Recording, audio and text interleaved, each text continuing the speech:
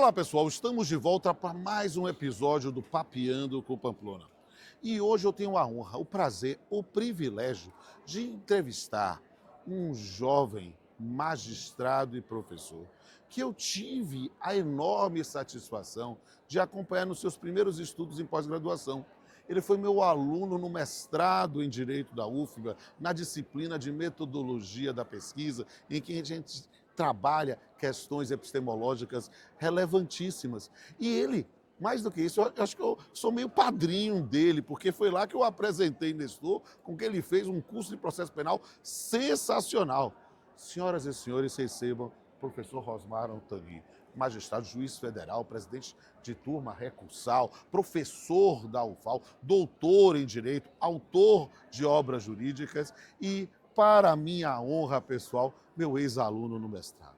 Rosmar, que prazer, que honra, que privilégio recebê-lo aqui no Papeando com Pamplona. Professor Rodolfo Pamplona Filho, eu quero dizer que o prazer é todo meu, a honra de ter sido seu aluno, de ter aprendido com a sua dinamicidade, de perceber a sua generosidade em ensinar, não só apresentar o meu companheiro, o Nestor Távora, mas de compartilhar os textos mais fundamentais na sua disciplina, livros fabulosos que eu tenho até hoje. Tenho uma biblioteca de filosofia que, com toda a sinceridade, eu devo àquele período que você foi professor e demonstrou o tamanho do seu coração em passar conhecimento. Ou seja, demonstrou que é um ser humano sensacional e que não é egoísta. Quem compartilha conhecimento não é egoísta. Quem não vive para servir não serve para viver, meu amigo. Isso. E eu estou muito feliz, porque o tema do Papeando hoje é um tema que é a cara desse período. Nós vamos falar sobre filosofia e provas no processo penal. Meus amigos, olha só que tema fascinante. Vamos papear, Rosmar? Vamos, maior prazer. Vamos papear. E a primeira pergunta que eu faço para ti é uma pergunta conceitual. O que é prova no processo penal? Qual é a sua finalidade? A prova no processo criminal você pode tomar em dois sentidos. Se a gente for trabalhar no seu aspecto externo, a prova em sentido estrito, que se distinguiria dos elementos de informação, seria a prova que trabalharia a partir dos elementos empíricos, constatáveis, visíveis ou latentes, entregues a um juiz, sob debate, sob contraditório, com o objetivo de formar-lhe a convicção e fixar o seu conceito na sentença em forma de argumento. Perfeito. Aí eu costumo dizer que a prova é fato bruto, aquele que está à disposição do perito. A prova é norma, enquanto argumento final, mas em permeio a prova, sobretudo, é valor, procedimento. Aí nós fechamos com Miguel Reale para relacionar com a filosofia, em que prova é fato, valor e norma. Ou prova é estado bruto, matéria, rito enquanto tipicidade processual e argumento enquanto norma fixada na sentença depois da valoração e em seguida a sua avaliação. Então, ainda com Miguel Reale, avaliar a prova, que é julgar, é sempre à luz de valores. Então nós teríamos a diferença entre valorar e avaliar. Avaliamos à luz dos valores, especialmente do valor da liberdade. Perfeito, fantástica a resposta. E eu queria entender, fazendo o recorte do nosso corte epistemológico, o que é a filosofia? Como é que a filosofia geral e a filosofia do direito influenciam a forma como as provas são analisadas no processo penal? Eu creio que a filosofia é um contributo enorme, né, de alguns filósofos, como o do Kant. Se nós tratarmos a prova sob o seu aspecto normativo, em especial de antecedente a consequente jurídico, nós temos a prova, primeiro, a avaliação dos seus aspectos epistêmicos, enquanto elementos que correspondem à realidade objetiva. Então, a filosofia ela vai tratar aí daqueles aspectos epistemológicos, enquanto realidade empírica constatável e a cognição que se forma a partir daí. E quando essa realidade é insuficiente, aí nós precisamos, sobretudo, dos aspectos normativos, dos aspectos prescritivos. Então, geralmente, essa questão filosófica, ela se insere no que nós chamamos de inferências. Existem inferências mais simples, que você consegue fazer constatações mais diretas, e inferências que dependem, por exemplo, de indícios menores para conclusões mais gerais, o método indutivo. Perfeito. Então, a inferência epistêmica seria a preferível, mas no direito processual penal, para você chegar a uma verdade, não se pode chegar a qualquer preço, a qualquer custo. Então, precisamos, às vezes, deixar de lado verdades que foram obtidas, por exemplo, por meios ilícitos e aplicar o critério normativo. Então, quando o critério objetivo não é suficiente, nós usamos para suprir a omissão, já que o juiz não pode deixar de julgar por ausência de solução, o critério normativo prescritivo. E o último, que seria o interpretativo, esse deve ser muito evitado, em especial quando os crimes são mais graves, aqueles crimes que restringem drasticamente a liberdade. Então, as inferências que estão nos aspectos internos, inferência epistêmica, inferência normativa e inferência interpretativa, que é como se a gente trabalhasse o percurso na nossa cabeça. Um conceito e uma dúvida muito constante quando a gente se refere à prova no processo penal é a diferença de verdades. Qual é a diferença entre a verdade real e a verdade formal no processo penal? Essa é uma questão muito bacana, né? Na É. verdade, eu acho, professor, que é um assunto apaixonante. Verdade, né? Verdade real, verdade formal. Sim. Atualmente há uma crítica da doutrina mais crítica, dizendo que a doutrina que a gente chama de doutrina radical, que é fincada ali em Foucault, que acha que a verdade jamais pode ser real, porque a verdade real seria algo que daria ensejo àquele juiz inquisidor, né? O juiz que vai atrás da prova a qualquer custo, e que aí nós burlaríamos o que nós chamamos de princípio acusatório dentro da estrutura dialética do processo penal. Então, a verdade real substancial, que está lá no artigo 566, deveria ser banida, e que a verdade seria uma verdade formal. Eu costumo dizer que a verdade é uma verdade mais do que formal, porque é aquela verdade que se baseia em constatações, mas em algo que, mesmo que constatável, você não pode usar. Por exemplo, a gente não pode condenar só com a confissão. Então, eu nego até a confissão se não tiver outros elementos empíricos. Eu não posso condenar só com a colaboração premiada. Eu preciso de outros elementos. Então, a confissão tácita a gente não pode usar. Algumas provas a gente também não pode usar se não tiver o exame de corpo de delito direto ou indireto, artigo 155. Então, a verdade muito mais formal, parece-me, do que no processo civil. Mas ainda uma questão que eu acho assim interessantíssima é que a nossa verdade dentro do processo criminal brasileiro, ela se diferenciaria daquela verdade dos processos que se fundamentam no realismo jurídico, direito norte-americano. Eles parecem que buscam realmente a verdade, que está lá atrás querendo construir o fato como efetivamente aconteceu, algo que para mim é impossível. E aí, como eles percebem essa insuficiência, eles justificam a condenação com prova, com fundamento, como verdade, para além de qualquer dúvida razoável. Então, eles admitem um pouco de dúvida. E a gente não admite dúvida, o juiz é de certeza. Mas como assim? É porque o parâmetro da nossa verdade não é o fato que está ali atrás, é a denúncia. Dentre denúncia e sentença, eu tenho que chegar a um nexo de certeza. Naturalmente que algo se perde, porque tudo que a gente forma é a partir das marcas, do crime que aconteceu e sumiu, né? Verdade. Então é quase que uma ficção jurídica. Verdade. Né? Agora eu queria lhe perguntar algo também, para mim, extremamente seminal. O que é o princípio do contraditório para o processo penal e como ele se relaciona com a produção das provas? O contraditório, ele é o direito ao confronto, né? Eu costumo dizer que no processo criminal, por exemplo, na denúncia eu tenho que demarcar os fatos relevantes. Aí a relevância. Mas a relevância nem sempre vai justificar a produção de algumas provas, elas precisam ser admissíveis. Então, relevância, admissibilidade. Após a relevância e a admissibilidade, a gente tem aquela questão da credibilidade da prova, né? A fiabilidade da prova, o liame que está na cadeia de custódia. Então, eu tenho relevância, admissibilidade, fiabilidade ou credibilidade. E, por último, que parece que vem o contraditório, é o confronto. O confronto é como se a coisa devesse fechar como um quebra-cabeça, como se a imagem ali devesse surgir nítida, né? Como uma palavra cruzada, encaixar de maneira adequada, né? Então, nesse confronto, a gente poderia inserir o elemento do contraditório. O contraditório efetivo não é só a contradição, que é a prova negativa, mas é a possibilidade de você fazer confrontos oblíquos também, sabe?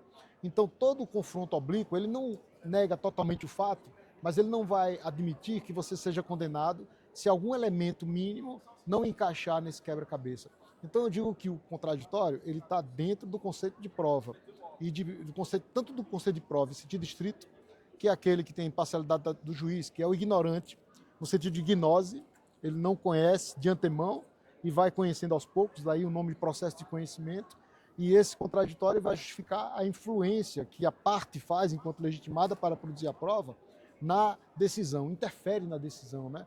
Não no sentido de interferir ilicitamente, mas no sentido do seu contributo realmente ser muito relevante para a conclusão que o juiz vai chegar. Olha, eu construindo aqui um silogismo, eu tenho algumas premissas maiores. O processo penal, a verdade, a filosofia e o magistrado. Então, com pergunta final desse primeiro bloco, eu queria que você me respondesse qual é o papel do juiz na apreciação das provas no processo penal, segundo uma perspectiva filosófica garantista. Aí eu vou lembrar das suas aulas. Na época eu resolvi ser um grande crítico do positivismo, não sei se você lembra. Como? Né? E Aluno aí, bom a gente não esquece, não. Teve uma hora que você disse, eu sou cartesiano. Foi? E eu acho que realmente o juiz precisa ser cartesiano na hora de apreciar a prova, no seguinte sentido. Ele tem que adotar uma postura de dúvida em relação ao fato que está a ele sendo apresentado. É justamente a dúvida que vai assegurar uma aproximação do julgamento com os parâmetros de correção. Eu creio que seja o postulado da dúvida e o postulado cartesiano enquanto elemento indispensável à imparcialidade que acaba ficando ali embutida no conceito de jurisdição, esse conceito maravilhoso. Eu vi em um livro que o cara disse que o conceito de jurisdição era do tempo da Era do Gelo. Eu ouso discordar, né? Ouso discordar. Eu acho que o conceito de jurisdição é fundamental porque ele enfeixa todos os atributos que o ser humano precisa para ser julgado pelo seu semelhante. Perfeito. E meu amigo, meu querido colega, não é somente um ex-aluno talentosíssimo, mas um colega brilhante. A gente está num espaço privilegiado. Nós temos aqui 7.500 pessoas no Expo Direito fazendo essa transmissão. E tem uma plateia maravilhosa que está doida para fazer pergunta. Daqui a pouco a gente volta.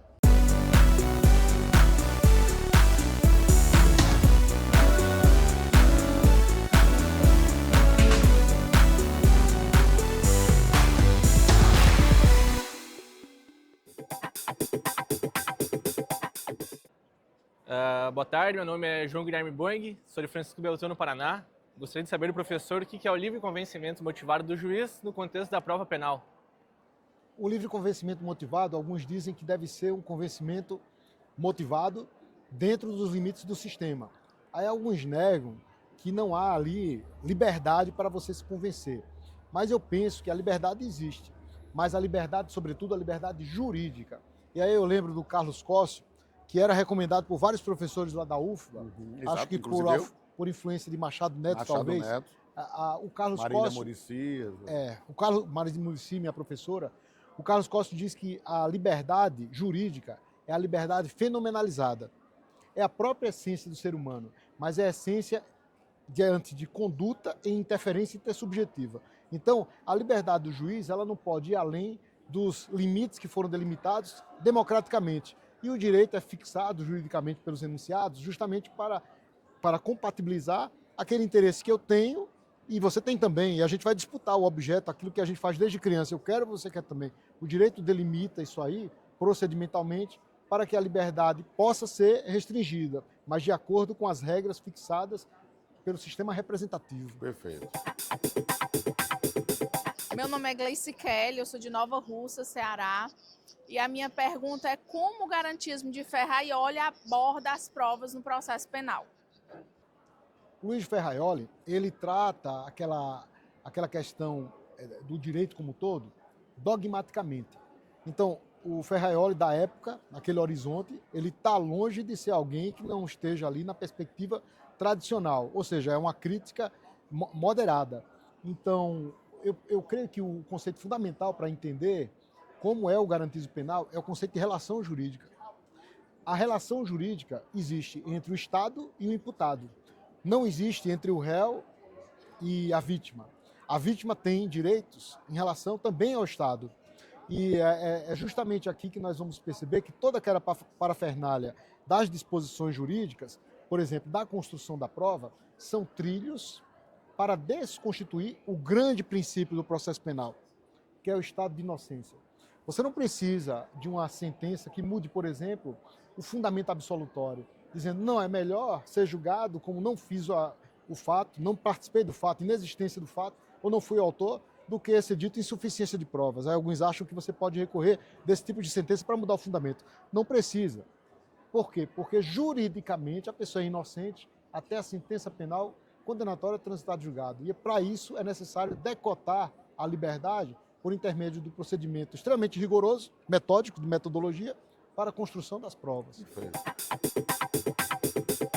Meu nome é Marlon Oliveira, de Campo, Paraná. Eu gostaria de saber qual a importância do princípio da presunção de inocência na valoração das provas.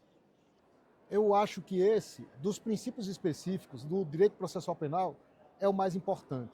Se nós fôssemos falar do conjunto como um todo, creio que a dignidade humana é o mais importante, com 5 atributos que a doutrina costuma mencionar para lhe dar densidade. Mas o estado de inocência, ele é uma regra de tratamento e, sobretudo, professor Pamplona, o estado de inocência é um vetor interpretativo, onde dele decorrem outros princípios, como, por exemplo, o favor-rei, o indúbio pro réu, e dessa maneira nós vamos precisar perceber que ele vai interferir em várias regras da construção da prova, em especial como você constrói o ônus da prova. O ônus da prova no processo penal, dizem, cai todo sobre os ombros do Ministério Público. Mas existem 2 distinções. Aqueles que entendem que o réu não precisa provar que não houve o fato, o réu não precisa provar que há uma excludente de licitude. Ao réu basta alegar. O réu não precisa fazer nada, o réu precisa só alegar. Então, isso diferencia a atribuição do Ministério Público, porque alguns achavam que o Ministério Público, então, diante disso, poderia ter a necessidade de provar que não houve legítima defesa, de provar que não houve nenhuma excludente de culpabilidade. Ou seja, ele prova o fato e prova que não houve nenhuma causa impeditiva, modificativa ou extintiva do direito de punir. A outra postura que vai ao mesmo encontro é dizendo, não, o MP não tem que provar nada disso. O MP tem que provar uma imputação, olha que filigrana difícil, uma imputação clara, firme e inquebrantável. Ele não precisa dizer nada a respeito do que o réu está informando para obstar a punição. Ele precisa formular uma acusação tão forte que qualquer alegação impeditiva, modificativa ou extintiva bate nessa acusação e desliza igual água que bate uma parede. Meu nome é Nilmara Freitas, eu sou da cidade de Viçosa, Minas Gerais, e gostaria de saber como as teorias sobre a verdade impactam na busca pela justiça no processo penal. Bacana. Professor, eu comecei a ler um livro para dar aula de filosofia do direito 1, que é uma obra incrível de 2 autores italianos, tradução brasileira, que é Dario Antiseri e Giovanni Reale. Não é o nosso grande Miguel Reale, Giovanni Reale. E aí eu comecei a ler alguns filósofos e comecei a perceber que muita coisa que eu lia nos livros jurídicos estava nas obras filosóficas. E isso me deu uma empolgação e uma amplitude de percepção de como as concepções de verdade, elas precisam ser delimitadas, demarcadas metodologicamente.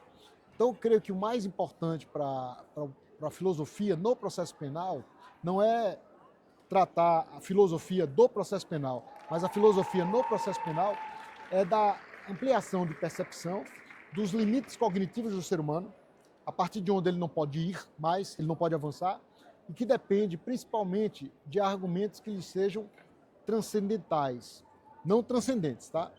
O transcendente é o que extravasa as possibilidades do nosso conhecimento, para a gente lembrar do Miguel Reale e lembrar de Kant. O transcendental é aquilo que vai além daquilo que está ali empiricamente posto no ordenamento jurídico, mas que você precisa necessariamente para colmatar e chegar a uma conclusão, como, por exemplo, os princípios da unidade, não contradição e terceiro excluso. Então, por exemplo, se eu tenho uma cadeia de custódia da prova que está fissurada, quebrada em sua integridade, alguns acham que não, o juiz vai avaliar de acordo com o que ele achar adequado, porque ela está ali com o extrato de conta bancária sem ser algumas movimentações, está ali uma conversa digital com alguns recortes, mas o juiz pode avaliar conforme o caso concreto. Eu peço licença para discordar desse entendimento, porque violaria esses princípios transcendentais, não transcendentes, transcendentais, que vai ser justamente o do terceiro escuso. Eu tenho que evitar um meio termo, né? Eu tenho que evitar uma prova mais ou menos, se é que eu quero atribuir a ela um valor pleno, prova contra efeito valor pleno, apto à condenação. Perfeito. Oi, meu nome é Larissa Farias, de Fortaleza, Ceará. E eu queria saber se é possível alcançar certeza absoluta com base nas provas do processo penal? A certeza que a gente está falando aqui vai depender do parâmetro. O parâmetro que o direito brasileiro se fixa é o parâmetro da denúncia, ou da queixa, ou a petição inicial. Observem, a queixa ou a denúncia, vou falar um palavrão, é uma antonomásia. Figura de linguagem, para o pessoal que é craque para passar no vestibular, vai dar aula e talvez fale até melhor do que eu. A antonomásia traz para si tudo que está antes e o reduz em um documento. O crime para trás, ele desaparece, ele deixa as marcas, deixa o corpo de delito, instrumentos, vestígios e aqueles elementos materiais sobre o qual recai a conduta delituosa. Faz ali o corpo de delito.